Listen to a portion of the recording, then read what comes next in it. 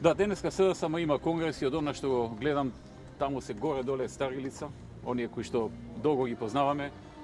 СДСМ секогаш кога доаѓаше на власт ветуваше реформи и сами се нарекуваа реформска влада, но ние не се сеќаваме на ниту една реформа од СДСМ. Значи секогаш со големи фанфари доаѓање во владата, кажување какви све нереформи ќе направат, каков живот ќе донесат, како ќе биде побово и така натаму. Но еве граѓаните нека размислат и нека се потсетат кои реформи беа направени во времето на СДСМ. Ги гледаме горе-доле истите луѓе кои што ги препознаваме од нивното владење по корупција, по криминал, по неработење, по лажни ветувања, по манипулации, лажни информации, обвинувања на противникот, наместо фокус на и концентрација на нови проекти, на нешто што ќе го подобри животот на народот, фокус и концентрација на противникот, на опонентите, да ги оцрнат, да фрлат лаги врз нив и невистини.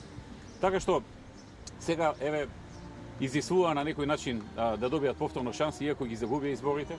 Тоа се луѓето кои што изгубија, тоа е екипата која што изгуби во 2014 на избори и во 2016, два пати не ја доби довербата на граѓаните.